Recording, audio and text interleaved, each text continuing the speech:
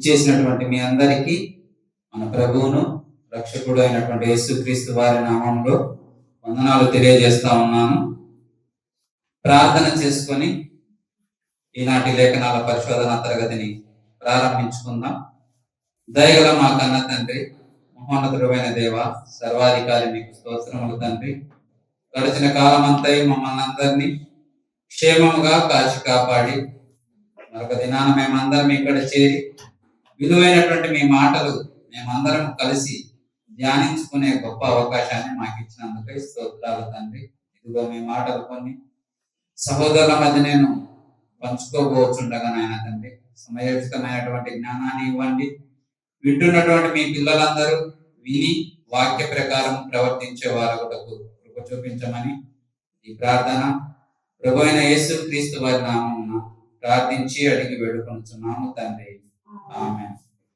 క్రీస్తునందు ప్రియమైనటువంటి దేవుని వారలారా, ముందుగా ప్రకటించబడినట్లుగా ఈనాటి లేఖనాల పరిశోధన తరగతిలో మనము బీదలు ఎవరు అనేటువంటి విషయాన్ని గురించి మనము బైబిల్ ప్రకారంగా ఆలోచించేటువంటి ప్రయత్నం చేద్దాం. లోకంలో ఉన్నటువంటి ఈ మనుషులను మనం ఒకవేళ ప్రశ్నించినట్లయితే, అడిగినట్లయితే వాళ్ళు బీదలు ఎవరు అని అంటే వాళ్ళు చెప్పేటువంటి సమాధానము ఒకటే. ఏంటయ్యా అనంటే, ఎవరైతే తినడానికి తిండి లేదో, ఉండడానికి ఇల్లు లేదో, కట్టుకోవడానికి సరైనటువంటి బట్టలు లేవో వాళ్ళు బీదలు. అటువంటి వాళ్ళు పేదలు లేకపోతే బీదలు అని సమాజం చెబుతా ఉంది. అటువంటి వారికి మనము సహాయం చేయాలి, వారి అవసరాల్లో ఆదుకోవాలి, వారి అక్కరలు పంచుకోవాలి అని లోకం మనకు చెబుతా ఉంది. లోకంలో ఉన్నటువంటి మనుషులు బీదలను గురించి ఈ విధమైనటువంటి మాటలు వాళ్ళు చెప్పడం మనము చూస్తూ ఉంటాము. కానీ పరలోకమందున్నటువంటి కన్న తండ్రి అయినటువంటి దేవుడు మనిషి బ్రతకడానికి అవసరమైనటువంటివన్నీ ఈ ప్రకృతిలో మనకు ఉచితంగానే కలుగజేసి, ఏ విధమైనటువంటి ఆలోచన లేకుండా మనము బ్రతకడానికి అవసరమైనవన్నీ ఆయన ఈ ప్రకృతిలో మన కొరకు కలుగజేశాడు. కానీ మనిషి తప్పు చేసి దేవుడిచ్చినటువంటి ఆ గొప్ప భాగ్యాన్ని పోగొట్టుకొని చివరికి తాను కష్టపడి పనిచేసి సంపాదించుకొని బ్రతకవలసినటువంటి పరిస్థితిని మనుషులు తెచ్చుకున్నారు. పిల్లారా, దేవుడు మనకు ఉచితంగా ఇచ్చినటువంటి ఆ భాగ్యాన్ని వీళ్ళు పోగొట్టుకున్నారు. ఎలాగనంటే, తప్పు చేసి దేవుని కృపను ఆయన ఇచ్చినటువంటి భాగ్యాన్ని మనము పోగొట్టుకున్నట్లుగా మనం చూస్తాము. అలా మనిషి కష్టపడి బ్రతకడంలో, తాను బ్రతకడానికి అవసరమైనటువంటివి సమకూర్చుకోవడంలో తాను స్వార్థపరుడై దోచుకోవడం మొదలు పెట్టాడు. తాను బ్రతకడం కోసము, తాను సుఖంగా బ్రతకడం కోసము ఎదుటి వారిని మోసం చేస్తున్నాడు, ఎదుటి వారి దగ్గర స్వార్థంగా లాగేసుకుంటున్నాడు, అవసరమైతే ఆ మనిషిని చంపేస్తా ఉన్నాడు. ఇవన్నీ మనము రోజు టీవీల్లోను న్యూస్ పేపర్లోను మనము చూస్తూనే ఉన్నాము, వింటూనే ఉంటూ ఉన్నాము. అనేక మంది మన మధ్యలో ఉంటూనే వాళ్ళు లక్షలు కోట్ల కొలది స్కాములు చేసి, కుంభకోణాలు చేసి, సాటి సహోదరులైనటువంటి వారిని మోసగిస్తున్నట్లుగా మనము సమాజంలో చూస్తూ ఉన్నాము. ఈ విధంగా మనిషి తాను గొప్పగా బ్రతకడానికి లేదా తాను సుఖంగా బ్రతకడానికి అవినీతికి పాల్పడి అక్రమ మార్గంలో తాను సంపాదించుకోవడము మొదలు పెట్టినట్లుగా మనం చూస్తున్నాము. తాను సంపాదించడం కోసం ఈరోజు మనుషులు హత్యలు, కుట్రలు ఇవన్నీ చేస్తూ ఉన్నారు. ఒక రకంగా మనము సమాజంలో చూస్తే మనుషులు చెప్పేటువంటి మాట ఏంటంటే, ఈరోజు మనిషి ఏం చెబుతున్నాడంటే, డబ్బే ఈ యొక్క ప్రపంచాన్ని నడిపిస్తుంది అన్నట్లుగా మనుషుల ప్రవర్తన ఉండటము మనము సమాజంలో చూస్తూనే ఉన్నాము. ఈ విధంగా మనుషులు వారి ఆలోచనలను వారి క్రియల ద్వారా వాళ్ళు కనపరుస్తూ ఉన్నారు అని మనము చెప్పవచ్చు. అందుకే ఈ యొక్క బీదలను ఆదుకోవడానికి సమాజంలో ఉన్నటువంటి కొందరు నాయకులైనటువంటి వారు, లేకపోతే సాటి మనుషులంటే ప్రేమ కలిగినటువంటి వారు ఏం చేశారంటే, వారు సంపాదించినటువంటి దానిలో కొంత పేదలకు సహాయం చేయాలి, కొంత పేదలకు సహాయం చేసి ఆహారం లేనటువంటి వారికి, ఇల్లు లేనటువంటి వారికి సహాయం చేసి వారిని ఆదుకోవాలని కొందరు ఆలోచించి ముందుకు వచ్చి స్వతహాగా కొన్ని ట్రస్టులు పెట్టి వారి పేరున ట్రస్టులు విరాళాల ద్వారా వాళ్ళు కొంత సొమ్మును సేకరించి బీదలైనటువంటి వారికి వాళ్ళు సహాయం చేస్తున్నారు. అలాగే ప్రభుత్వాలుగా ప్రజలను పరిపాలిస్తున్నటువంటి అనేక దేశాలలో ఉన్నటువంటి ప్రభుత్వాలు కూడా కొన్ని పథకాలు ప్రవేశపెట్టి ఈ యొక్క బీదలను ఆదుకోవాలి, వాళ్ళకు కనీస అవసరాలైనటువంటి కూడు గుడ్డ ఇల్లు మనం ఏర్పాటు చేయాలి అనేటువంటి ఆలోచనతో కొన్ని ప్రభుత్వాలు కూడా ముందుకు వచ్చి ప్రజలకు, అటువంటి బీదలైనటువంటి వారికి సేవ చేయాలని వారు ఆలోచన కలిగి ఉన్నట్లుగా మనం చూస్తాము.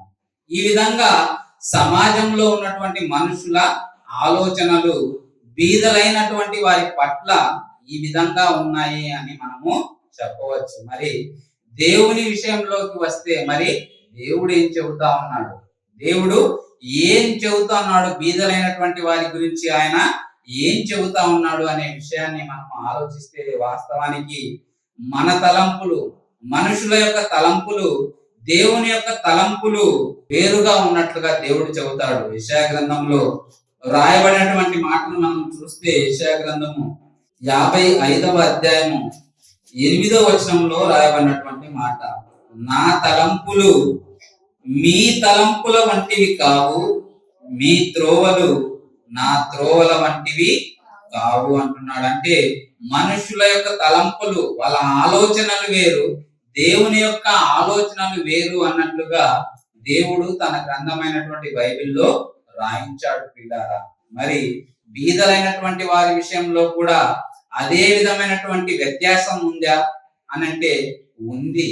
అదే విధమైనటువంటి వ్యత్యాసం ఉంది పిల్లారా. దేవుని ఆలోచనలు, దేవుని తలంపులు వేరు, మనుషుల యొక్క ఆలోచనలు, వారి ఉద్దేశాలు, వాళ్ళ తలంపులు వేరు అని దేవుడు స్పష్టంగా మనకు తెలియజేస్తున్నట్లుగా మనం చూస్తాము. అందుకే బీదలైనటువంటి వారిని గురించి దేవుడు బైబిల్లో రాయించిన కొన్ని వచనాలను ముందుగా మనం చూద్దాం పిల్లారా. సామెతల గ్రంథము 19వ అధ్యాయము 17వ వచనం, బీదలను కనికరించువాడు యెహోవాకు అర్పించువాడు, వాని ఉపకారమునకు ఆయన ప్రత్యుపకారము చేయును. దేవుడు రాయించిన మాట ఏంటంటే, బీదలను కనికరించువాడు యెహోవాకు అర్పించువాడు, వాని ఉపకారమునకు ఆయన ప్రత్యుపకారము చేయును. ఎవరైతే బీదలైనటువంటి వారికి సహాయపడతారో, వాళ్ళ అవసరాల్లో పాలు పంచుకుంటారో, వారికి అవసరమైనవన్నీ వాళ్ళు సహాయం చేస్తారో, అటువంటి వారిని గురించి దేవుడు రాయించిన మాట ఏంటంటే, వాడు దేవునికే అర్పించేటువంటి వాడు అంట. బీదలకు సహాయం చేసినటువంటి వ్యక్తిని దేవుడు ఏమంటున్నాడంటే, దేవునికే అర్పించినటువంటి వ్యక్తిగా వాళ్ళను భావిస్తా ఉన్నాడు.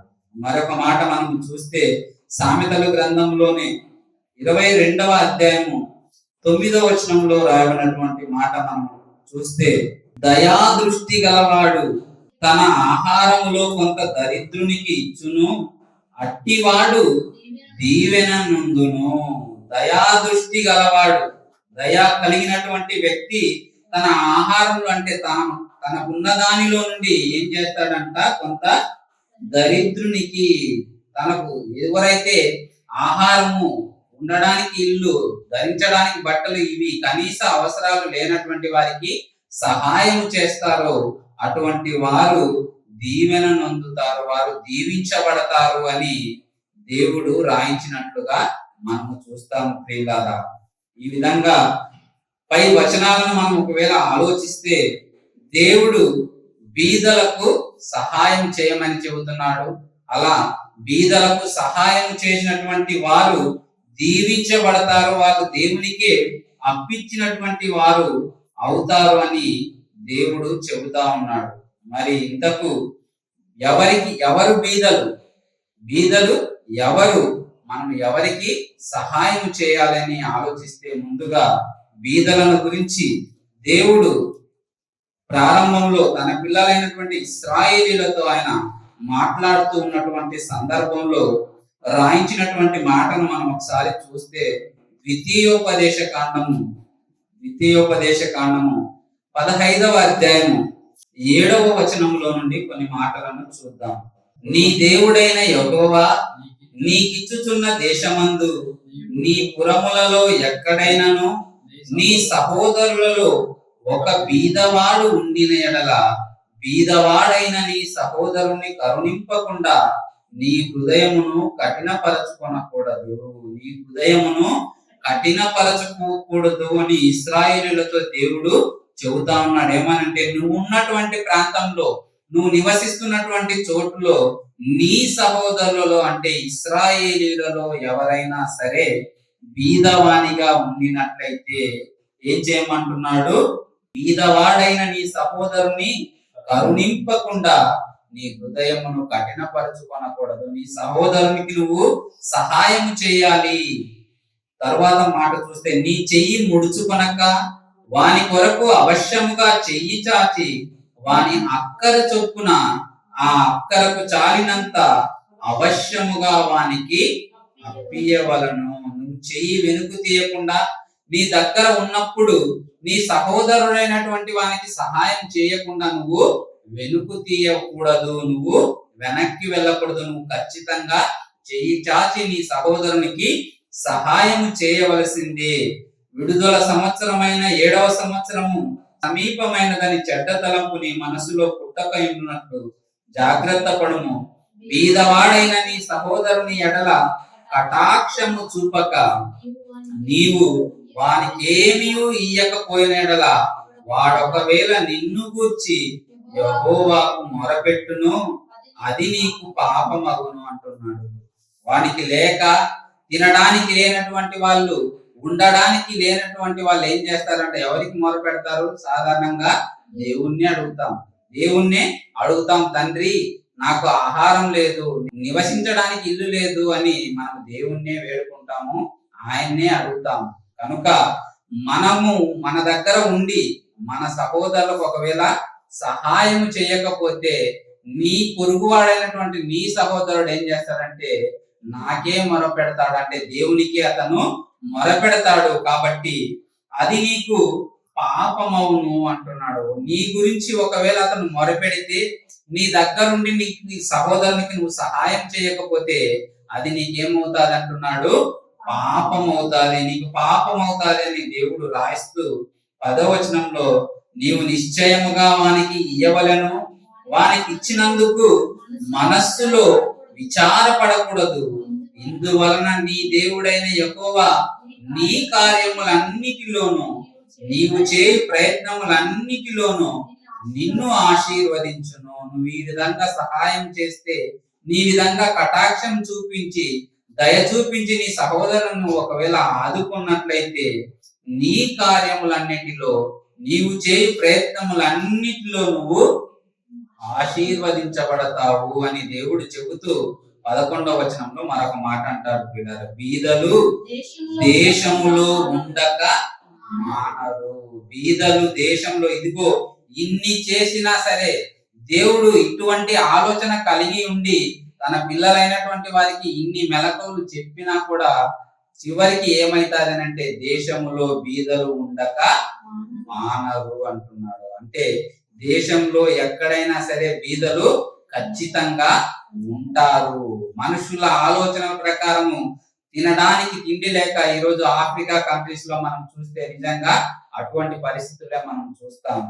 సగటున మనిషి జీవించడానికి అవసరమైనటువంటి కనీస సంపద కూడా లేనటువంటి వాళ్ళు సమాజంలో మన మధ్యనే బ్రతుకుతూ ఉన్నారు.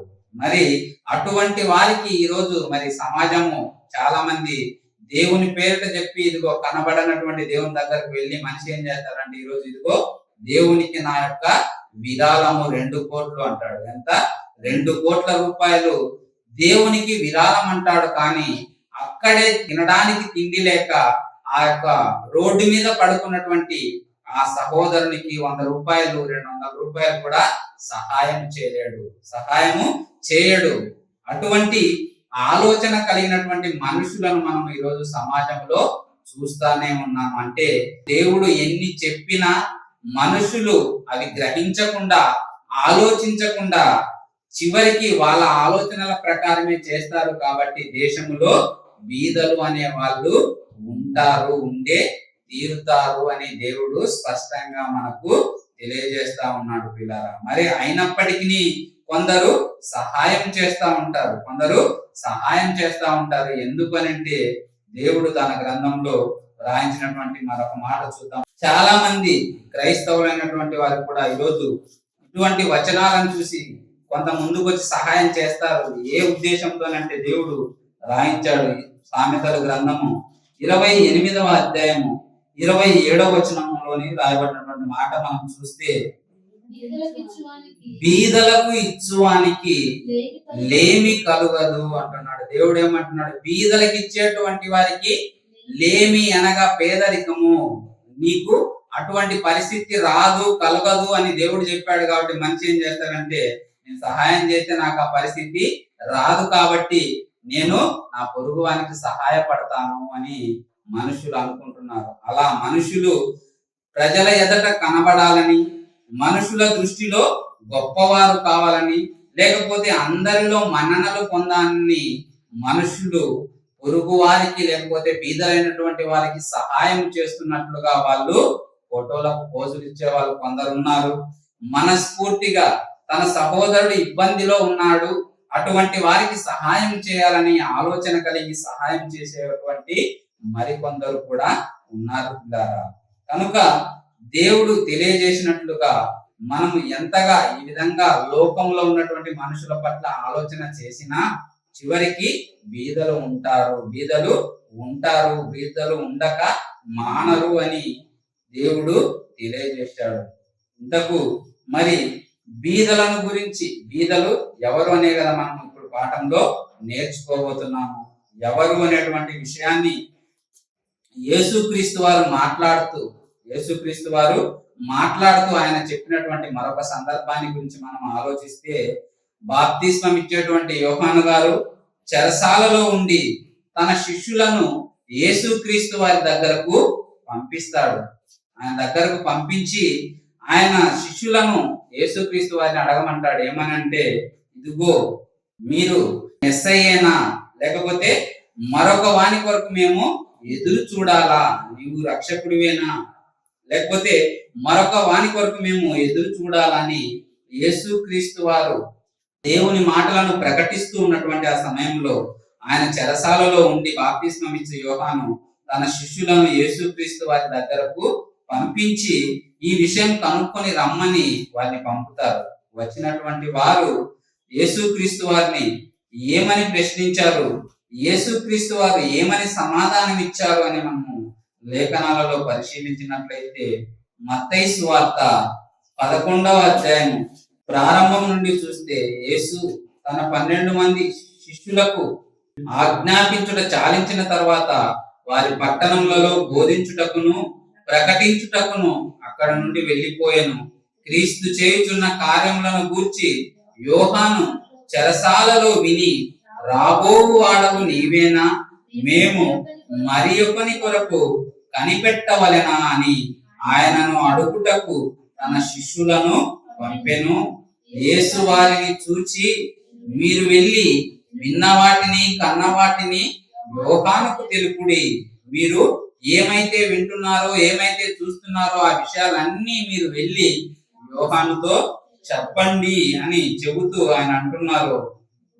వృద్ధివారు చూపు పొందుతున్నారు, గుంటివారు నడుచుచున్నారు, కుష్ఠరోగులు శుద్ధులగుచున్నారు, చెవిటి వారు వినుచున్నారు, చనిపోయిన వారు లేపబడుచున్నారు, బీదలకు సువార్త ప్రకటించబడుతున్నది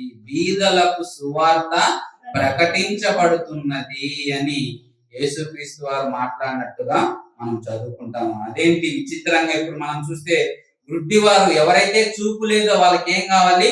చూడడానికి కళ్ళు కావాలి. నడవడానికి ఎవరికైతే కాళ్ళు లేవో వాళ్ళకు కాళ్ళనిచ్చాడు.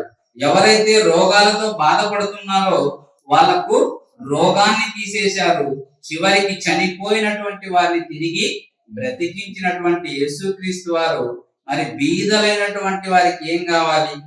బీదలైనటువంటి వారికి ఏం కావాలి? తినడానికి తిండి, ఉండడానికి ఇల్లు, కట్టుకోవడానికి బట్టే కదా. మరి లోకంలో మనుషులు ఆలోచించినట్లుగా చూస్తే మరి అవే కదా బీదలైనటువంటి వారికి. మరి అవిస్తే సరిపోతుంది. వారికి భోజనం పెట్టి, ఇదిగోనైనా నీకు పలానా చోట నేను ఇల్లు కట్టిస్తాను, రా అందులో ఉండు అని యేసుక్రీస్తు వారికి కొంత ధన సహాయము లేకపోతే ఆర్థికంగానో సహాయపడితే సరిపోతుంది. కానీ యేసుక్రీస్తు వారు ఇక్కడ ఏమంటున్నారంటే బీదలకు సువార్త ప్రకటించబడుతున్నది. బీదలైనటువంటి వారికి సువార్త కావాలి అంటున్నారు. సువార్త ప్రకటించాలి అని యేసుక్రీస్తు వారు చెబుతున్నట్లుగా మనం చూస్తాము.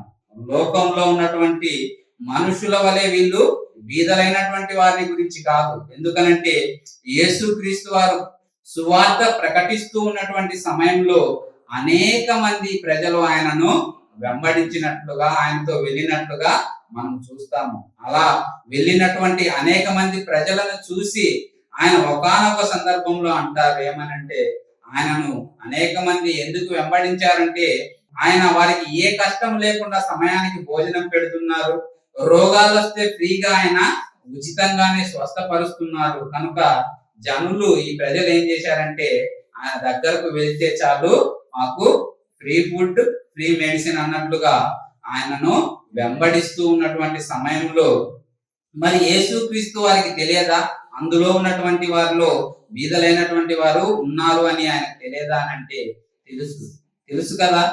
ఆయనకు తెలిసినప్పుడు మరి వాళ్ళని పిలిచి, ఇదిగో నాయన మీరు బీదలుగా ఉన్నారు లోకంలో, కనుక ఇదిగో నేను అధిక సంపన్నంత కలిగినటువంటి వ్యక్తిని, దేవుడు నాకు అధిక సంపన్నుడిగా నన్ను ఎంచుకున్నాడు, నాకు ఇచ్చాడు ఆ గొప్ప భాగ్యాన్ని. కాబట్టి నా దగ్గర ఉన్నటువంటి సంపదను తీసుకుని లోకంలో నువ్వు ధనవంతుల్లాగా బ్రతుకు అని యేసుక్రీస్తు వారితో ఎందుకు చెప్పలేదు?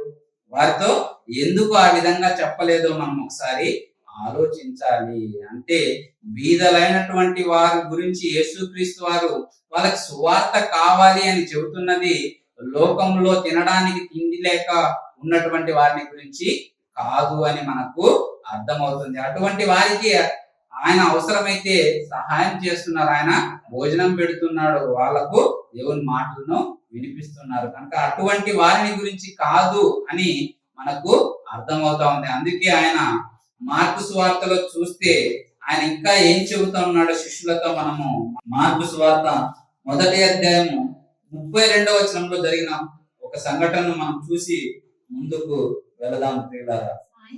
సాయంకాలం ప్రొద్దుగుంకినప్పుడు జనులు సకల రోగులను, దయ్యములు పట్టిన వారిని ఆయన యొద్దకు తీసుకుని వచ్చిరి. పట్టణమంతయు ఆ ఇంటి వాకిట కూడి ఉండెను. ఆయన నానావిధ రోగముల చేత పీడింపబడిన అనేకులను స్వస్థపరిచి అనేకమైన దయ్యములను వెళ్ళగొట్టాను. అంటే మనుషులకు ఉన్నటువంటి ఆ రోగాలను, వాటి నుండి విడుదలను కలిగించారు.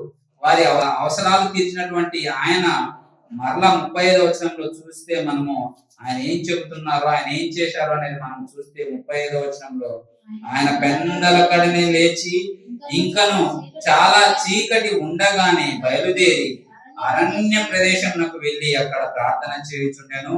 సీమోనును అతనితో కూడా ఉన్నవారును ఆయనను వెదకుచూ వెళ్లి ఆయనను కనుగొని అందరూ నిన్ను వెదకుచున్నారు అని ఆయనకు చెప్పగా, ఆయన ప్రార్థన చేయడానికి వెళితే ఆయన శిష్యులుగా ఉన్నటువంటి వీళ్ళు యేసుక్రీస్తు వారి దగ్గరకు వెళ్ళి ఆయనతో ఏం చెబుతున్నారంటే, ఇదిగో ప్రభువా, ప్రజలందరూ మీకోసమే, మిమ్మల్ని గురించే వెతుకుతా ఉన్నారు, మీకోసమే వాళ్ళు వెతుకులాట ప్రారంభించారు, మీరు ఎక్కడ ఉన్నారు అని వాళ్ళు సెర్చింగ్ చేస్తున్నారు, ఇంతకు మీరు ఎక్కడికి వెళ్ళారు అన్నట్టుగా శిష్యులు అడిగితే యేసుక్రీస్తు వారు అంటున్నారు 38వ వచనము, ఆయన ఇతర సమీప గ్రామములలోను నేను ప్రకటించున్నట్లు వెళ్ళుదము రండి, ఇందు నిమిత్తమే గదా నేను బయలుదేరి వచ్చి తిని అని వారితో చెప్పాను. ఆయన ఏమంటున్నాడు, అనేక మంది ప్రజలు వచ్చారు ప్రభువా, రండి మరి వాళ్ళకు భోజనాలు ఏర్పాటు చేయండి అని వాళ్ళు చెప్పడం లేదు. వాళ్ళని చూసి యేసుక్రీస్తు వారు కూడా అవేమీ మాట్లాడకుండా ఏమంటున్నారంటే, ఇదిగో మనము వెళ్ళి ఇతర గ్రామాలలోనికి వెళ్ళి ఏం చేయమంటున్నాడు, సువార్త ప్రకటించున్నట్లు దేవుని మాటలను వారికి ప్రకటించడానికి మనం వెళదాము.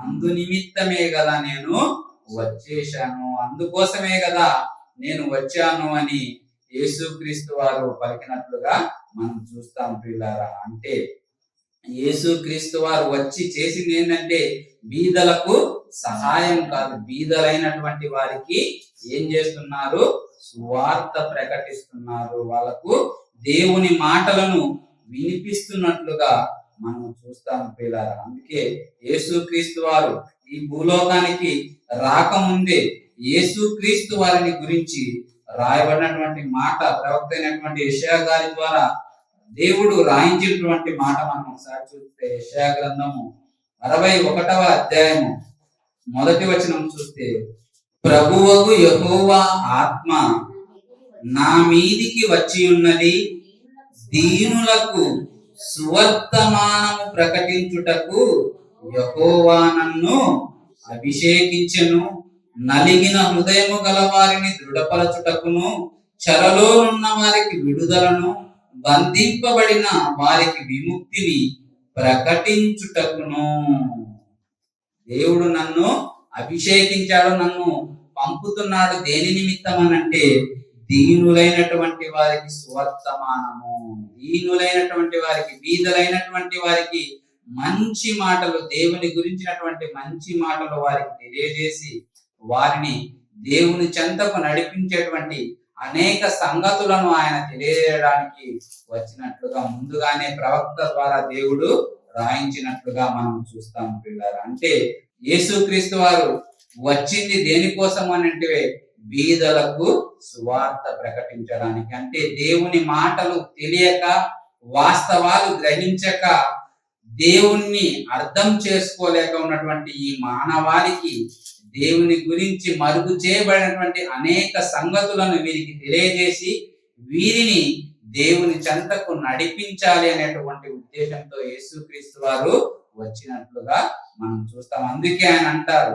ఇదిగో లోకము పుట్టినది మొదలుకొని మరుగు చేయబడిన అనేక సంగతులను మీకు తెలియజెప్పేదను. మరుగు చేయబడ్డాయి, మీరు రాయబడిన వాటిని చూసి చదవలేదు, గ్రహించలేదు, అర్థం చేసుకోలేదు, కాబట్టి మరుగున పడిన అనేక సంగతులను ఇదిగో నేను మీకు మరలా గుర్తు చేసి మీకు దేవుని గురించినటువంటి మంచి మాటలు మీకు అందించడానికి వచ్చినట్లుగా ఆయనను గురించి రాయబడినటువంటి మాటలను మనము చూస్తాం పిల్లారా. అలాగే కృత నిబంధనలో జరిగినటువంటి మరొక సంఘటనను గురించి మనం ఆలోచిస్తే, మరి లోకంలో ఉన్నటువంటి మనుషుల వలె ఇదిగో బీదలైనటువంటి వారికి మనుషులు ఏం చెబుతారంటే, ఇదిగో రోడ్ల మీద ఉన్నటువంటి వారు, దిక్కులేనటువంటి వారికి సహాయం చేయడము మంచిదే, దేవుడు కోరుకుంటున్నది అదే. కానీ దానికంటే ముందుగా మనము చేయవలసినది మరొకటి ఉంది, అది చేసిన తర్వాత ఈ సహాయం చేయమని దేవుడు మనతో చెబుతా ఉన్నాడు పిల్లారా.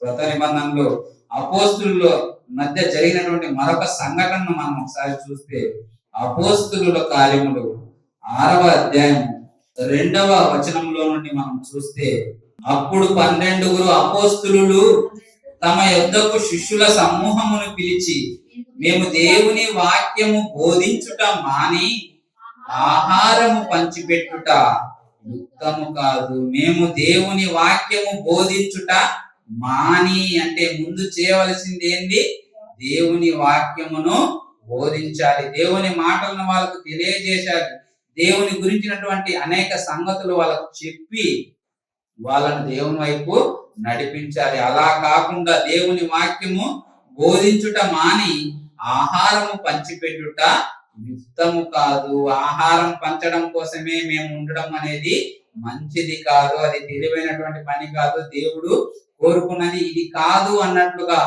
అపోస్తులు మాట్లాడినటువంటి ఆ మాటలను మనకు తెలియజేస్తా ఉన్నాయి ప్రియులారా, మనకు తెలియజేస్తా ఉన్నాయి. మీ అందరికీ మదర్ తెరిస్సా గారు తెలిసే ఉంటారు. మదర్ తెరిస్సా గారు ఒక క్రైస్తవురాలు, ఒక క్రైస్తవురాలయ్యింది. ఆమె వేరొక దేశము నుండి భారతదేశానికి వచ్చి కోల్కతా అనేటువంటి ఆ ప్రాంతంలో అనేక మందికి, బీదలైనటువంటి వారికంటే, రోడ్డున ఉండి తల్లి తండ్రి లేనటువంటి వారికి, అనారోగ్యంతో బాధపడుతున్నటువంటి వారికి, స్థిరమైనటువంటి నివాసాలు లేక రోడ్ల మీద పరుండినటువంటి అనేక మందికి ఆమె ఎంతో సహాయం చేసినట్లుగా మనం ఆమె గురించి చదువుకుంటాం. ఆమె గురించి మనం విన్నాము. ఆమె ఎంతో మందికి సేవ చేసింది. తన జీవిత కాలం అంతా అటువంటి వారికి సేవ చేయడానికి ఆమె ఎంతో ప్రయాసపడినట్లుగా మనము ఆమె గురించి వింటాము.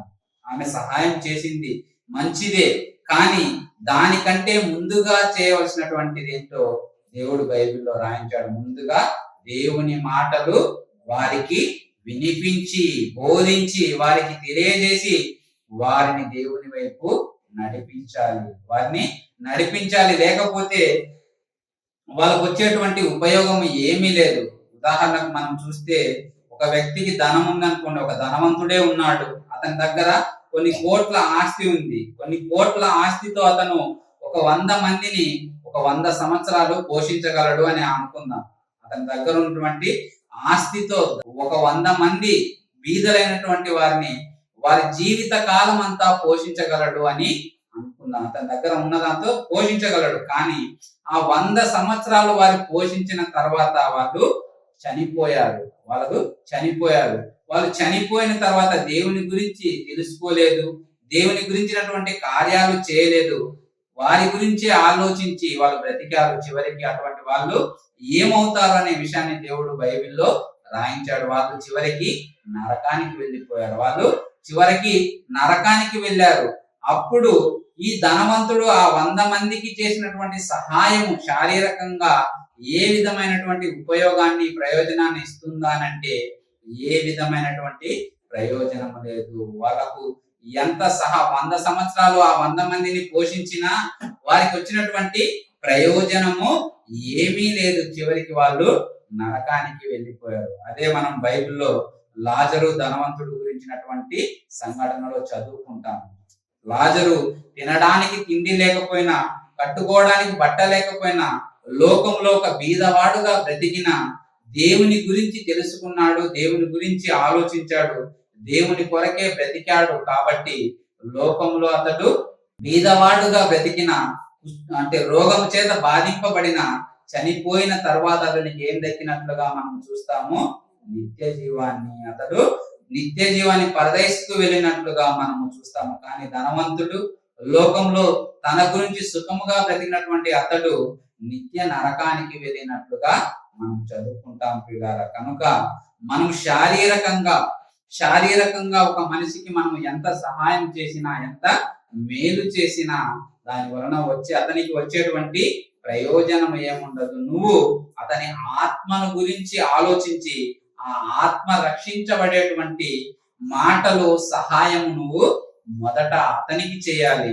తరువాత నువ్వు శారీరకమైనటువంటి వాటిని గురించి ఆలోచించాలి. అందుకే పౌలు గారు కొరింథీయులకు పత్రికను రాస్తూ చెప్పినటువంటి మరొక మాట మనం ఆలోచిస్తే, కొరింథీయులకు రాసినటువంటి మొదటి పత్రిక 13వ అధ్యాయము 3వ వచనములో రాయబడినటువంటి మాటను మనం ఆలోచిస్తే, బీదల పోషణ కొరకు నా ఆస్తి అంతయు ఇచ్చినను, కాల్చబడుటకు నా శరీరమును అప్పగించినను, ప్రేమ లేని వాడనైతే నాకు ప్రయోజనం ఏమీ లేదు.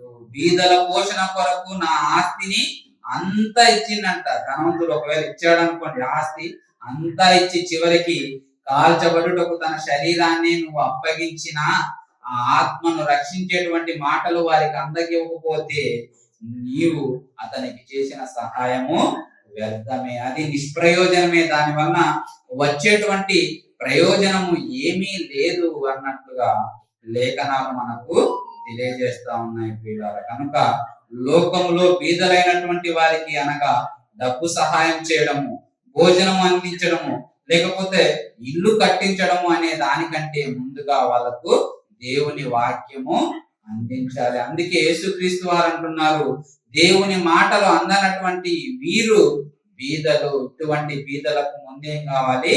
దేవుని వాక్యము, సువార్త అందించాలి. అందుకే నేను వాళ్ళకు ప్రకటించడానికి పొద్దున్న లేవగానే సాయంత్రం వరకు నేను అదే పనిలో అనేక గ్రామాలకు వెళుతూ వాళ్ళకు బీదలైనటువంటి వారిని ఏం చేస్తున్నాడు యేసుక్రీస్తు వారు వాక్యం అందించి వాళ్ళను ధనవంతులుగా ఐశ్వర్యవంతులుగా చేస్తా ఉన్నట్లుగా మనం చూస్తాము. కనుక బీదలు అనంటే ఎవరు అనంటే లోకం దృష్టిలో తినడానికి తిండి లేని వారు కావచ్చు, కానీ దేవుని దృష్టిలో బీదలు ఎవరు అనంటే దేవుని మాటలు తెలియని వారు, దేవుని గురించి ఎరుగని వారు, దేవుని గురించి సరిగా అర్థం చేసుకోలేనటువంటి వారే బీదలు. అందుకే పౌలు గారు తన పత్రికలో మాట్లాడుతూ దేవుని వాక్యము తెలిసినటువంటి వారిని ఏమంటున్నాడో ఆయన మనం ఒకసారి చూస్తే, దేవుని వాక్యము తెలిసినటువంటి వీరిని ఏమంటున్నాడంటే కొరింథీయులకు రాసినటువంటి మొదటి పత్రిక 1వ అధ్యాయము 5-6 వచనాలను మనం చూస్తే, క్రీస్తును గూర్చిన సాక్ష్యము మీలో స్థిరపరచబడినందున ఆయన యందు మీరు ప్రతి విషయములోను అనగా సమస్త ఉపదేశములోను సమస్త జ్ఞానములోను ఐశ్వర్యవంతులైది. ఆయన యందు మీరు సమస్త విషయములోను, అన్ని విషయాలను సమస్త జ్ఞానములోను మీరు ఐశ్వర్యవంతులు, మీరు ధనవంతులు. ఎవరైతే దేవుని వాక్యాన్ని యేసుక్రీస్తు వారిని తెలుసుకొని వినుట ద్వారా విశ్వాసము వాళ్ళు కలిగి వాక్యాన్ని అంగీకరించి వాక్య ప్రకారం ఎవరైతే బ్రతకడానికి నిశ్చయించుకున్నారో ఆ ప్రకారం జీవిస్తున్నారో అటువంటి వారందరినీ కూడా పౌలు గారు ఏమంటున్నారంటే మీరు ఐశ్వర్యవంతులు, మీరు ధనవంతులు, మీరు బీదలు కాదు అని పౌలు గారు స్పష్టంగా తెలియజేస్తా ఉన్నారు. కనుక బీదలైనటువంటి వారికి సహాయం చేయమని కూడా పౌలు గారు చెబుతా ఉన్నారు. వారిలో ఎటువంటి వారు ఉన్నారు, ఆ బీదలు ఎవరు అని మనము చూస్తే పౌలు గారు రోమీలకు రాసినటువంటి పత్రిక 15వ అధ్యాయము 25వ వచనంలో నుండి చూస్తే, అయితే ఇప్పుడు పరిశుద్ధుల కొరకు పరిచర్య చేయించు యెరూషలేమునకు వెలుచున్నాను. ఎలైనగా యెరూషలేములో ఉన్న పరిశుద్ధులలో బీదలైన వారి నిమిత్తము. కొత్త నిబంధనలో పరిశుద్ధులు అనగా ఎవరు అనంటే క్రైస్తవులు. క్రీస్తును అంగీకరించి ఎవరైతే బాప్తిస్మం తీసుకొని యేసుక్రీస్తు వారి స్వరక్షకుడిగా ఎవరైతే అంగీకరిస్తున్నారో, ఎవరైతే సంఘంలో చేర్చబడుతున్నారో అటువంటి వారిని పరిశుద్ధులుగా కొత్త నిబంధనలో తెలియజేసినట్లుగా మనం చూస్తాం. పౌలు గారు అంటున్నారు, పరిశుద్ధుల కొరకు పరిచర్య చేయొచ్చు యెరూషలేముకు వెళ్తున్నాను. ఏలైనగా యెరూషలేములో ఉన్న పరిశుద్ధులలో బీదలైన వారి నిమిత్తము మాసిదోనియా వారును అకయ వారును కొంత సొమ్ము చందా వేయనిష్టపడిరి. అవును, వారు ఇష్టపడి దానిని చేసిరి. వారు వీరికి రుణస్థులు.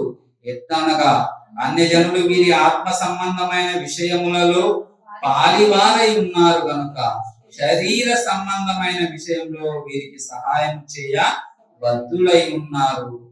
ఈ పనిని గురించి ఈ ఫలమును వారికి అప్పగించి నేను మీ పట్టణం మీదుగా స్పెయిన్కు ప్రయాణం చేస్తున్నాను. ఆయన బీదలైనటువంటి వారికి సహాయం చేయడానికి ఎవరెవరిని గురించి మాట్లాడుతున్నారంటే మాసిదోనియా వారు, అకయా సంఘం వారు, ఇదిగో వీళ్లకు యెరూషలేములో ఉన్నటువంటి పరిశుద్ధులలో బీదలైనటువంటి వారికి కొంత శారీరకంగా ఆర్థికంగా సహాయం చేయాలని వాళ్ళు ముందుకొచ్చారు. అందులో వాళ్ళు దాచుకున్నటువంటి ధనములో నుండి కొంత సహాయం చేయడానికి వాళ్ళు ముందుకొచ్చారు. ఆ సహాయాన్ని పౌలు గారు వారికి ఇవ్వడానికి, ఆ బీదలైనటువంటి వారికి సహాయం చేయడానికి వెళుతున్నట్లుగా మాట్లాడుతూ సహాయం చేసినటువంటి వారిని గురించి ఏమంటున్నారంటే, అవును, వారు ఇష్టపడి దానిని చేసిరి, వారు వీరికి రుణస్థులు. ఎవరైతే సహాయం పొందుకున్నారో వీళ్ళు సహాయం చేయబడినటువంటి వారికి రుణస్థులు అని చెబుతూ తర్వాత మనం చూస్తే, ఎట్లనగా అన్యజనులు వీరి ఆత్మ సంబంధమైన విషయములలో పాలివారై ఉన్నారు గనుక శరీర సంబంధమైన విషయములలో వీరికి సహాయము చేయ బద్ధులై ఉన్నారు. ఆత్మ సంబంధమైన విషయములలో సహాయం పడినారు కనుక శారీరకంగా కూడా వీరికి వారి అవసరతలో బీదలైనటువంటి వారికి సహాయం చేయాలి అన్నట్లుగా పౌలు గారు మాట్లాడుతూ ఉన్నారు ప్రియులారా. అలాగే కొరింథీయులకు రాసినటువంటి మొదటి పత్రిక 16వ అధ్యాయంలో కూడా మనం చూస్తే, కొరింథీయులకు రాసినటువంటి మొదటి పత్రిక 16వ అధ్యాయము ప్రారంభం నుండి చూస్తే, పరిశుద్ధుల కొరకైన కానుక విషయమైతే నేను గలతీయ సంఘములకు నియమించిన ప్రకారము మీరును చేయుడి. నేను వచ్చినప్పుడు చందా పోగు చేయకుండా ప్రతి ఆదివారం మీలో ప్రతి వాడును తాను వర్ధిల్లిన కొలది తన యొద్ద కొంత సొమ్ము నిల్వ చేయవలను. నేను వచ్చినప్పుడు మీరెవరిని యోగ్యులను ఎంచి పత్రికలు ఇస్తురో వారి చేత మీ ఉపకార ద్రవ్యమును యెరూషలేమునకు పంపుదును. నేను యెరూషలేములో ఉన్నటువంటి ఈ పరిశుద్ధులలో బీదలైనటువంటి వారికి సహాయాన్ని పంపిస్తాను అని పౌలు గారు మాట్లాడుతూ ఉన్నట్లుగా మనం చూస్తాం పిల్లలు. కనుక బీదలు ఎవరు అని అంటే దేవుని మాటలు అందనటువంటి వారు, దేవుని మాటలు ఎరగనటువంటి వారు. ఈరోజు క్రైస్ట్ చర్చ్ ఖమ్మం వారు ఈ యొక్క బీదలైనటువంటి వారికి ఏం చేస్తున్నారో మీరు కల్లారా చూస్తున్నారు. వాళ్ళకు దేవుని మాటలు సువార్త ప్రకటిస్తున్నాము. అనేక గ్రామాల్లో దేవుని మాటలను వారికి వినిపిస్తున్నాము. అనేక మందిని ఒక చోటకు చేర్చి మొన్నటి దినాన 2 రోజులు ఖమ్మం పట్టణంలో కూడా దేవుని మాటను వారికి అందించాము. దేని కొరకు అంటే వాళ్ళను ధనవంతులను చేయాలి, దేవునిలో వాళ్ళు ఐశ్వర్యవంతులు కావాలి అనేటువంటి ఉద్దేశంతోనే వారికి ఆత్మీయంగా దేవుని మాటలను అందించి వాళ్ళను ఐశ్వర్యవంతులుగా చేయాలని ఆలోచించాము. అలాగే శారీరకంగా వారికి సహాయపడి వారిని ఆదుకోవాలని ఆలోచన కలిగి ఉన్నాము. కనుక బీదలైనటువంటి వారికి ముందుగా దేవుని వాక్యము సువార్త ప్రకటించాలి.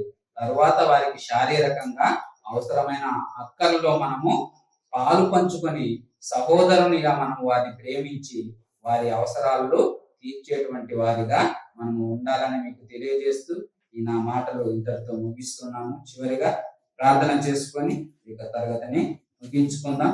మహోన్నతుడు అయిన దేవ, సర్వాధికారి, మీకు స్తోత్రములు తండ్రి. గడిచిన కాలం అంతా మమ్మల్ని అందరినీ కాచి కాపాడుతూ మమ్మల్ని అందరినీ మీ రెక్కల నీడలో భద్రపరిచి ఈ సమయాన మేమందరము చేరి ప్రత్యక్షంగాను ఆన్లైన్ ద్వారా నాయన తండ్రి మేమందరము సహోదరులుగా కూడి మీ మాటలు వినగలుగుటకు నాయన మీరు ఇచ్చినటువంటి యొక్క గొప్ప భాగ్యాన్ని బట్టి మీకు స్తోత్రాలు వందనాలు చెల్లిస్తున్నాము తండ్రి. ఈ విధంగా చేరి వచ్చినటువంటి మేమందరము మీ మాటలు విని గ్రహించే వారముగా ఉండడానికి కృప చూపించమని ప్రార్థన చేస్తున్నాము తండ్రి. కొద్ది మాటలు మీ పిల్లలైనటువంటి వారికి తెలియజేశాను. మీ యొక్క పరిశుద్ధమైనటువంటి మాటలను లేఖనాల ద్వారా ఆలోచించిన తండ్రి సహోదరుల మధ్య మేము కలిసి ధ్యానించుకోగలిగే గొప్ప భాగ్యాన్ని ఇచ్చారు. విన్నటువంటి ఈ మాటల ద్వారా విని గ్రహించిన ఆయన తండ్రి మేమందరము మీ కొరకు బ్రతికే వారముగా ఉండుటకు నాయన తండ్రి మీ జ్ఞానములో మేమందరము గొప్పవారుగా ఐశ్వర్యవంతులుగా కావడానికి మీరు ఇచ్చినటువంటి గొప్ప ధన్యతను మేమందరము సద్వినియోగం చేసుకొని నాయన మీరు మాకు ఇచ్చిన ఈ బ్రతుకు కాలం అంతయు మీ గురించినటువంటి కార్యాలను చేస్తూ నాయన తండ్రి మీరున్నటువంటి లోకాన్ని చేరే గొప్ప భాగ్యాన్ని మాకు ఇస్తారని వేడుకొంటున్నాము తండ్రి. చేరి వచ్చినటువంటి సహోదరులను బట్టి ఆన్లైన్ ద్వారా వింటున్నటువంటి సహోదరులను బట్టి నాయన తండ్రి ప్రార్థన చేస్తున్నాము తండ్రి. ఈ విధంగా మేమందరము సహోదరులుగా ఐక్యంగా మీ గురించినటువంటి కార్యాలను గురించి ఆలోచిస్తూ అనేక మంది బీదలైనటువంటి వారికి నాయన తండ్రి మీ యొక్క మాటలను అందించి వారిని ఐశ్వర్యవంతులుగా చేసేటువంటి గొప్ప భాగ్యాన్ని మాకు ఇచ్చినందుకే వందనాలు చెల్లించుకుంటున్నాయన తండ్రి. ఈ కృపను ఈ భాగ్యాన్ని మేమందరము పోగొట్టుకోకుండా విడిచిపెట్టి తృణీకరించకుండా నాయన తండ్రి తుద వరకు మేము జాగ్రత్తగా చేపట్టి ఈ యొక్క గొప్ప భాగ్యాన్ని నాయన తండ్రి సద్వినియోగం చేసుకుని నాయన అనేక మంది బీదలైనటువంటి వారిని ఐశ్వర్యవంతులు చేసే భాగ్యాన్ని మాకు ఇస్తారని వేడుకుంటూ ఈ ప్రార్థన మా ప్రభువును మీ ప్రియ కుమారుడైన యేసుక్రీస్తు వారి నామమున ప్రార్థించి అడిగి వేడుకొంచున్నాము తండ్రి. ఆమేన్. అందరికీ వందనాలు.